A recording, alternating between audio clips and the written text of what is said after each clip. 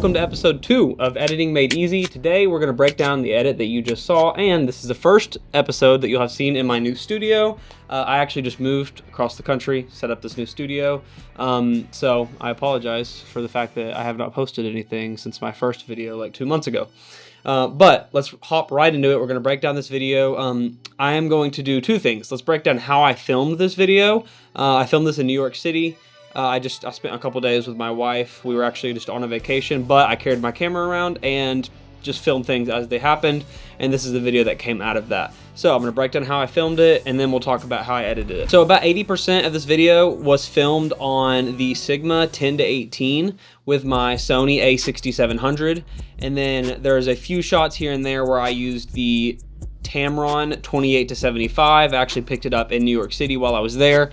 I have a Tamron 35-150, but I wanted something that was a bit more like lighter, smaller, more run and gun. The 35-150 is my favorite lens like ever, but it's massive, it's heavy, so you know, throwing it in a sling to just casually film around the city is not practical at all. So I picked this one up at B&H Photo. So that's what you're seeing filmed. And then in terms of how I filmed it, I'm really just walking around the city, and as I see frames, and just the way my brain is wired, I'm always looking for frames, and as I see them, I'm just grabbing them real quick.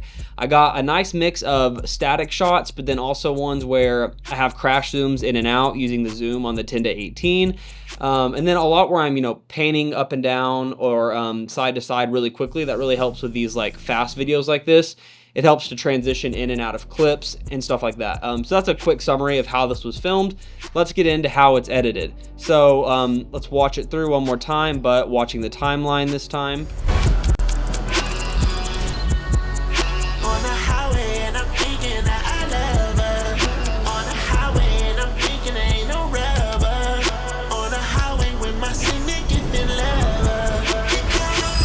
Okay, so there's really like three main elements that are happening throughout this video. We have our main cut, and then we have a consistent element that I'm using, which I'm really going to get into here, is these generators, which are just solid color blocks. And you'll notice these red color blocks are all throughout this video.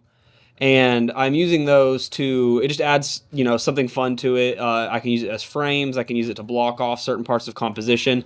It's just fun. But let's go ahead and break down the intro frame by frame. So starting off with this subway shot, I have this subway shot that goes black and white, and then I invert it, and then we get flashed into shot number 2 with a generator, and then that generator goes off. So from a effect perspective of how this is pulled off, it is just a standard clip, and then I have added a black and white version of the clip, and then a white generator, which is set to a composite mode of difference. And what that is doing is it is inverting the image. So the white with the difference effect is inverting the image just like that, and you'll see that all throughout this video as well. And then going on from there, I have another white generator with the opacity set to about 80% for 2 frames. First frame is on the first clip, second frame is on clip number 2. And what that's doing is it's like a flash into the next transition. It's a super simple transition, but it's effective, especially when you add a sound effect. So I have this sound effect right here that goes with it. Just a click sound effect. And you see how it's flashing into the next shot, just like that. And then again, these just solid color generators that are all throughout here. I blocked off half the composition, and then another click and it clicks off.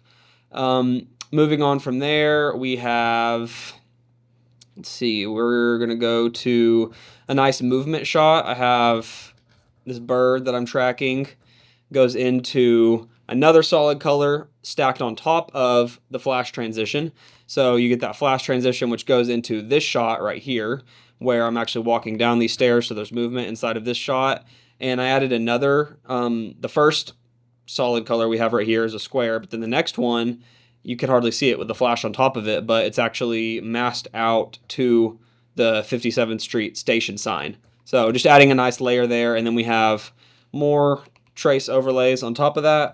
If you're not aware, the trace overlays are available in the description, as well as everything color-wise. This whole video color graded with my LUT pack is available in the description. Highly recommend. It's what I use on all of my videos, including what you're watching right now. Moving on from there, we have another flash. We go black and white. We flash out. This one's inverted, actually, not a flash, but invert. So same thing as earlier, just a white generator with a difference composite mode. And then we're flashing out into this, which is my title clip. So I'm zooming out. This is another thing I was talking about earlier with when you're filming these videos, crash zooms all the time. It adds a lot of depth. So I'm zooming out with this 10 to 18. And then I have layered on inside of DaVinci all these different text effects.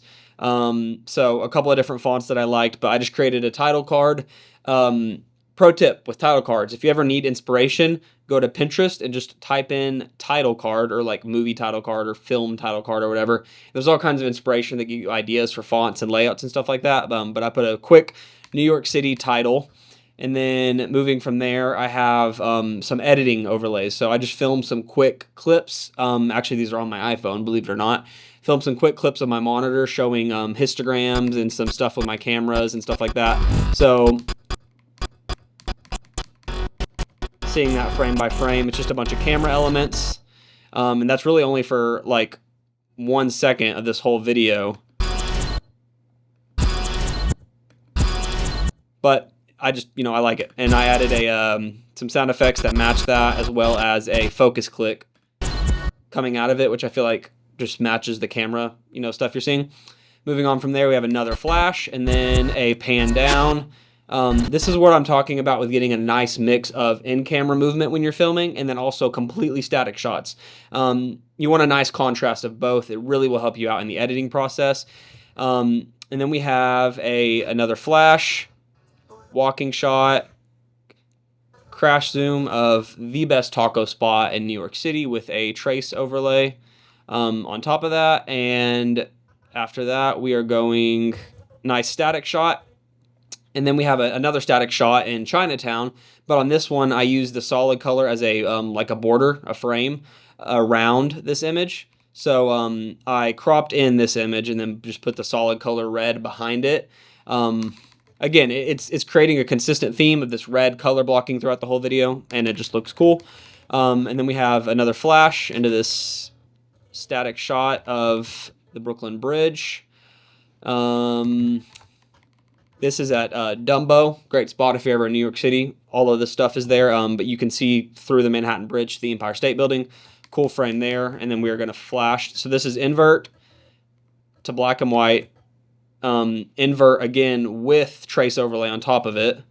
Back to black and white. Invert it again with trace overlay on top of it. So, watching that through. So I added this cyber effect, like sound effect that makes it seem like that's supposed to happen. Watch that one more time.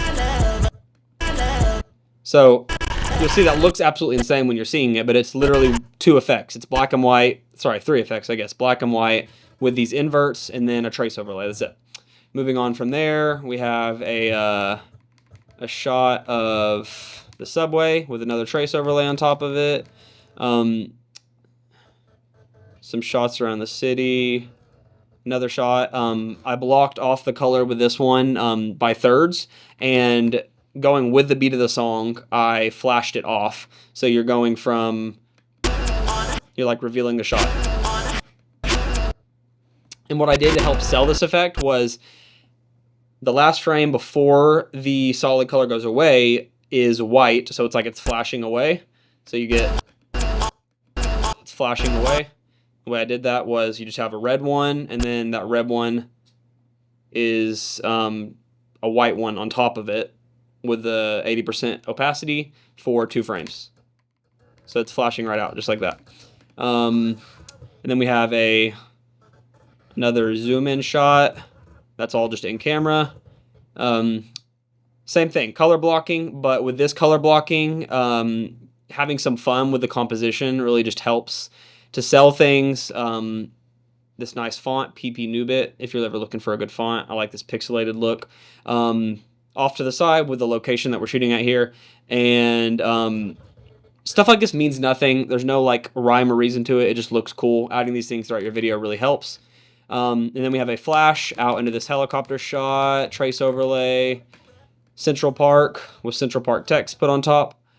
And then another flash. This might look crazy, but it's actually very simple. All that's going on here is I have a, okay, well, let's break this down layer by layer. So we have the water, and then on top of the water, I have added a 50% cropped shot, and then I duplicated that shot and masked out the subject. And by doing that, I have, you reveal half water, half subject. I don't know, it just looks cool. And then we flash out of that to this Brooklyn title card with a trace overlay on top of it. Same font as before. And then I have the frame here with the red again. We flash out of that into this pan down shot. Again, a lot of this, like the visual candy that's happening here is just in-camera movement down here. In-camera movement here with a trace overlay on it is all you're getting here. In-camera movement, more in-camera movement, more in-camera movement. So that's all, this whole entire sequence is just a bunch of in-camera movement that all kind of go into each other well. And then a trace overlay on top. Then we have a flash into a static frame. I blocked off the top of this frame with the beat of the song into crash zoom in. And then I masked out this shot of this BMW and flashed it in. So that is literally just a mask of that image. And then I pushed the gain all the way up so it was all white, or it might have been the lift all the way up so it's all white. And then reveal it with the trace overlay on top. A couple frames with it just static. And then we flash out into this motion blur shot from the subway. And then that's it. That's our frame by frame breakdown. And that's all the effects. So let's get into the sound design. So the base of this sound design, it all really comes down to finding a song that is going to match the visuals that we're getting. So I heard the song and I was like, I can just, I can picture a lot of fast visuals. There's a lot of beats that I can hit to. So let's listen to this with nothing but the track, and then we'll go from there. So this is with just the track.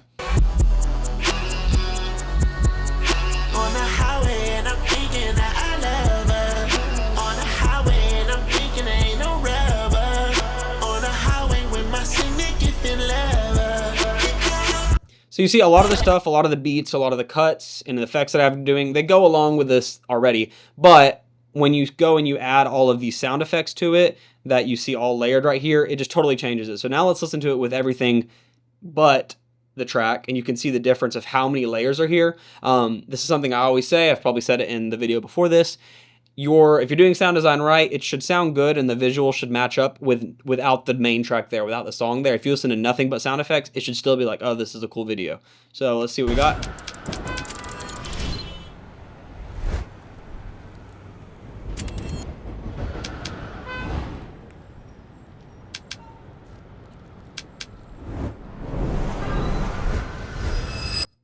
So you see we have a ton of layers here. We have ambient noises, we have clicks, we have a bunch of whooshes, some risers, and all those things stacked on top of each other is just selling all these effects.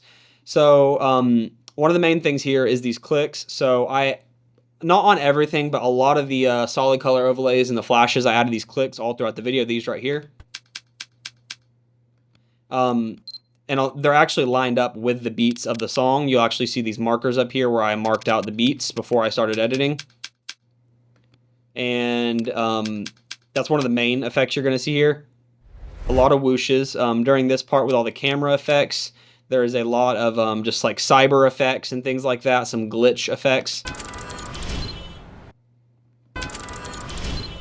I added honking and subway sounds and sirens and all that stuff that just fits New York City. All of this is either Artlist or Ocular Sounds if you're ever looking for this kind of thing. And yeah, that's it. That's all we have going from a sound design perspective. That does look like there's a lot here, but really it's just adding stuff that matches your visuals. Selling the visuals and the effects that you make with sound effects is really all it comes down to. And then from a color perspective, really simple stuff. Really all we have going on here is my power grade. So every single shot that you're seeing, it is literally just this one-click power grade. I throw it on. This is it right here. I throw it on. You can see literally nothing even changed because that one was actually one click. And then I just adjust my primaries, my white balance as needed. And yeah, that's it. So color grade is linked in the description. Trace overlays are linked in the description. If you have any questions about how I edited this, drop them in the comments below. Feel free to DM me. If you just came across this video and you don't know who I am, my name is Skylar. I make creative content, videography, desk setups, tech, all of it. At SH Creative Department is my Instagram, where I post a lot more than YouTube. This is a new thing for me. But yeah, thank you guys for your support. Let me know if you have any questions, and we'll see you in the next one. Peace.